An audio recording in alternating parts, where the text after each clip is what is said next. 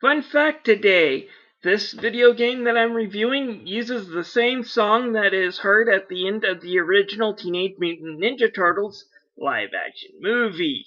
I do believe it goes T-U-R-D power, T-U-R-D power. Objection, Sonny! The song goes T-U-R-T-L-E power and you knows it. Maybe back in the original movie, but when it comes from the game that I'm playing, T-U-R-T power is exactly what this is. It's a giant steaming pile of turd, and it's way worse than even the NES version. I object to that again. The original NES version is the worst Ninja Turtle game ever. Oh yeah? Why don't we take a look at this? Normally I do story first, but today we're going to look at the graphics, because right away that's your first key that this game is going to be crap. What did the game developers do? See the turtles in the Michael Bay flick and decided that they could do uglier? These look awful. Why don't we both disappear and I will explain everything, what the developers I think were trying to do and why they epically failed. So my theory on why the turtles have such weird designs in this is that not everybody is a fan of the Nickelodeon cartoon show and the designs in that one, and obviously Activision and the developers of this game wanted to skew for an older audience. However, they failed miserably because these things are just ugly and awkward to look at. My thoughts are, if they wanted to go for an older audience of Ninja Turtles fans, they should have cel-shaded the game fully and made it look more like the 4Kids version or some mix between the 4Kids version and the classic cartoon show. Probably would have been a better choice than this mess. And I can understand wanting to look like Batman Arkham Asylum. Those are a great series of games. It features Batman. Batman has been cheesy and cartoony, and he can also be dark and serious, and them wanting to do that with the Ninja Turtles. The Ninja Turtles in their very, very early days were very dark and serious. However, most people don't see them as that anymore. They kind of want that cartoonier aspect, and this is just not it. It looks ugly. And I'm not even talking about the bugs. There are tons of graphical glitches as well as real game-destroying bugs in this game. Take a look at the footage that you're seeing here. As you can see, one of Michelangelo's nunchuck attachments that you can equip just stopped moving around and then started floating by him. For some reason or another, it just decided to do that. Other times, enemies' weapons, after you KO them, will just float above the ground. Sometimes enemies will just float above the ground. It's ridiculous. It's just a mess.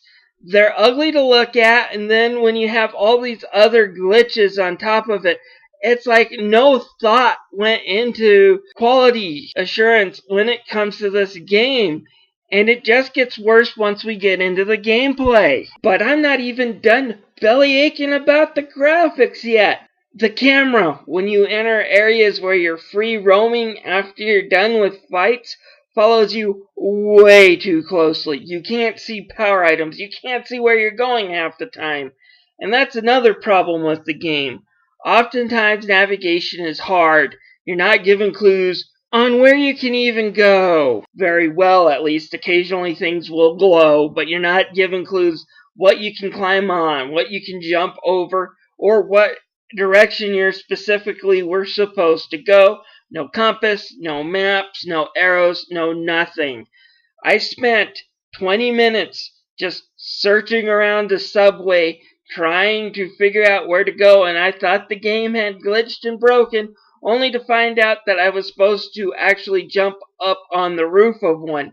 No clues that this is what I was supposed to do was given. So this game is a mess in that area as well. Well, now that I'm done moaning about the graphics and how terrible they are and how the game really does look crappy, let's move on to the game's strongest suit, which is its story. What is its story? Well, you've got to rescue April, defeat Shredder, and stop the Foot Clan. Yeah, it's pretty much the same plot as the NES game when you think about it. They did throw in a few more plot elements and some conspiracy talk to make it a little deeper than the NES game, but for the most part it's the NES game. However, what impressed me was the banter that went along with the Ninja Turtles when I got lost in those free roaming sessions.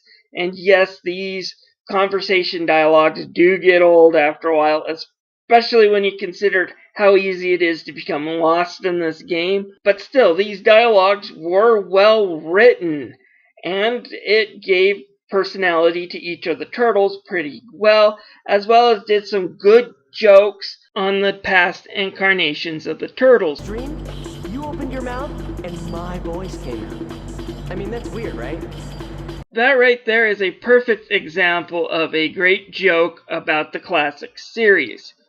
For those of you too young to have watched the 1980s series, one of the things that would often happen is the animators would screw up and change a turtle's mask by accident. So you would have a scene where Raphael was supposed to be talking, but instead you'd have Michelangelo standing and staring at the screen, talking using Rob Paulsen's Raphael's voice. So it was kind of jarring.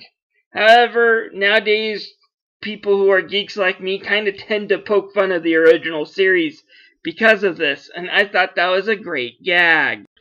If you can't tell from that last clip I played, that is obviously not Rob Paulsen doing the voice of Donatello in that last clip. None of the Nickelodeon voice actors returned to do voices in this game.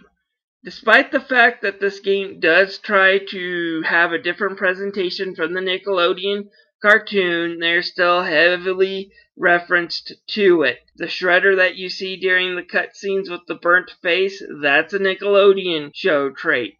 Karai and Baxter are both uglified versions of what they were in that show.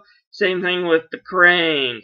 So it's obviously meant to be in the Nickelodeon universe. Why they decided to distance it so much, I don't know, but I think it was just because a lot of the fighting in this game is a lot more brutal than you'd expect from a Nickelodeon show, but I'll get to that in a moment.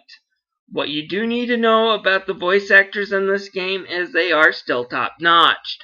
That was Yuri Lowenthal doing Donatello's voice, and he's got a long lineup of anime and video games, as does the rest of the voice actors on these games, and they do a really good job.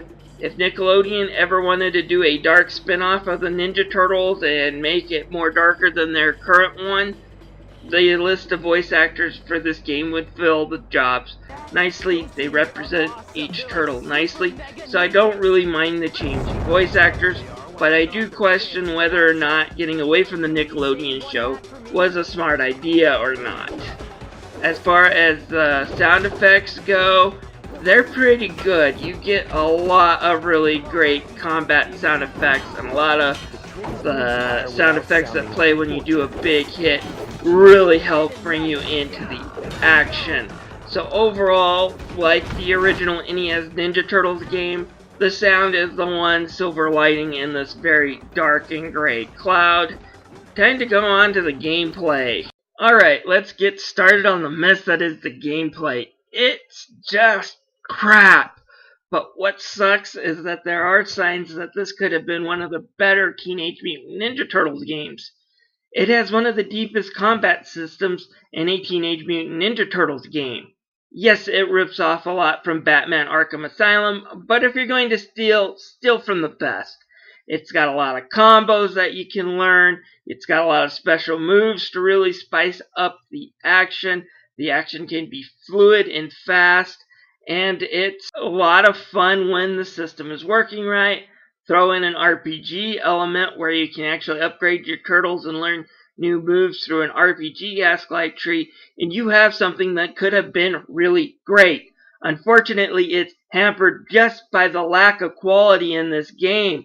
There was no emphasis on debugging whatsoever. There was no thought on putting in good AI, and that just keeps what could have been a really fun game into a miserable one. Now let's talk about the bad AI in this game for a few minutes, shall we? Remember back when I reviewed Teenage Mutant Ninja Turtles 3, the PlayStation 2 version, and how I had my computer AI partners always attacking or doing something? Sometimes they would get in the way by grabbing a power item, but they would grab that power-up item and use it and be attacking constantly.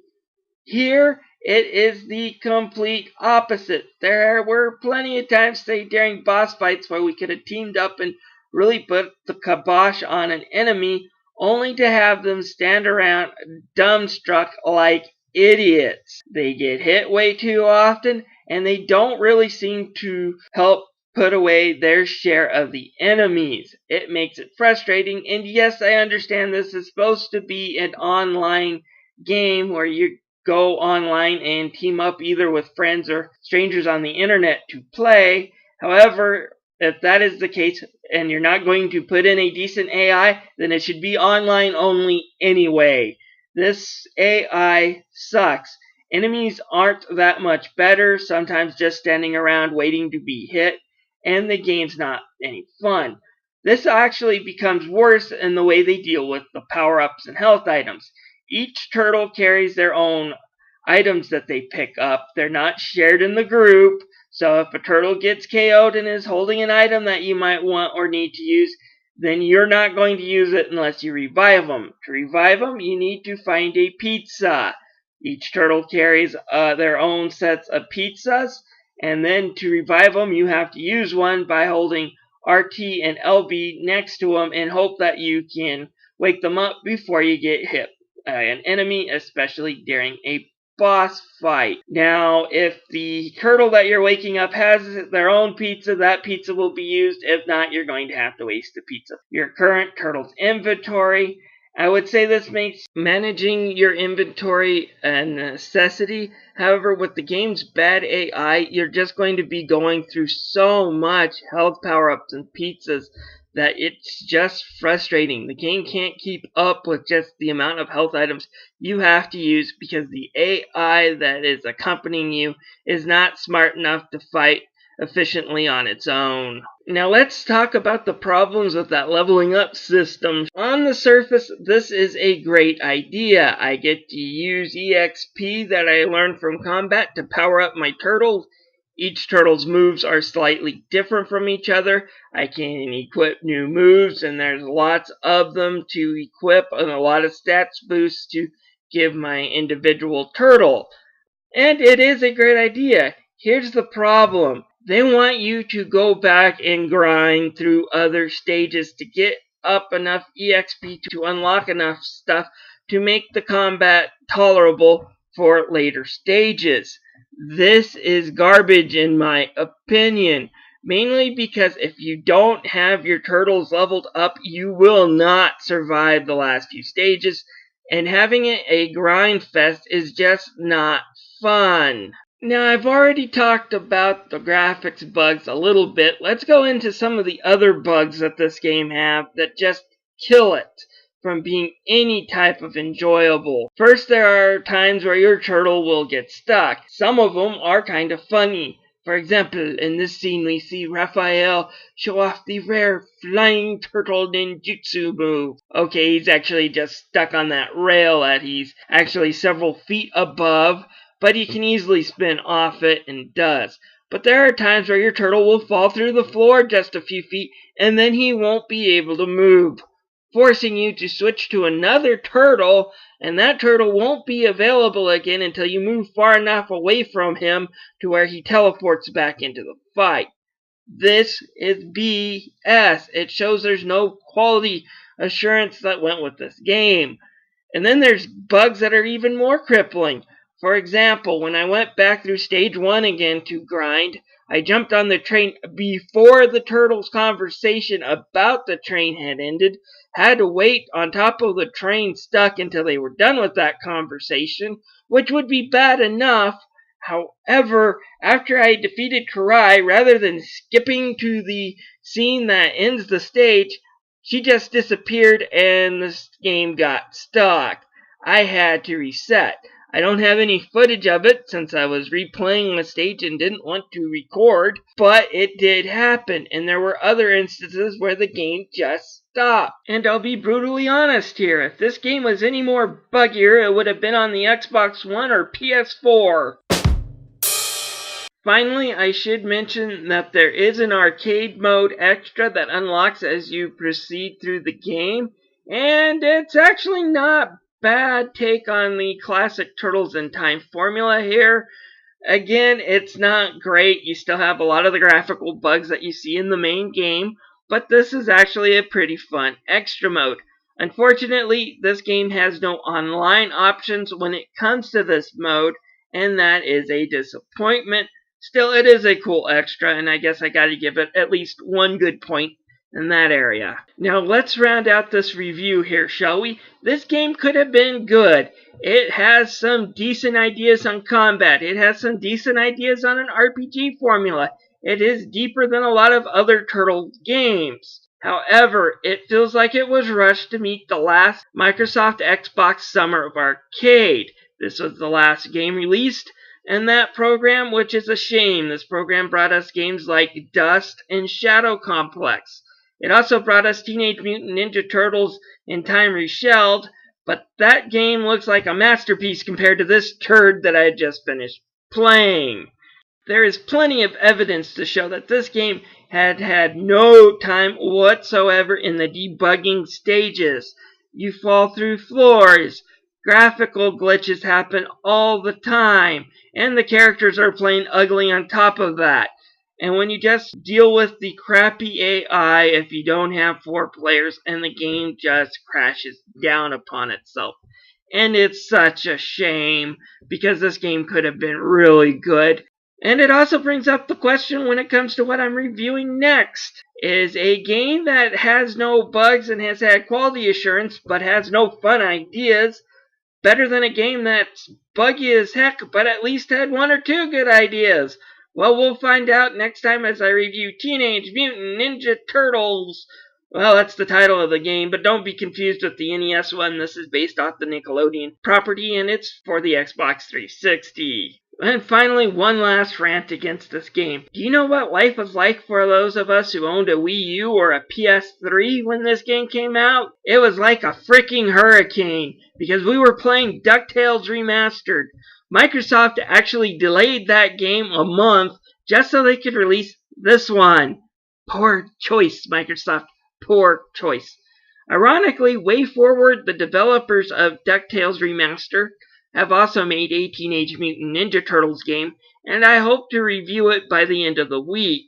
In the meantime, please click subscribe to see more of my game reviews.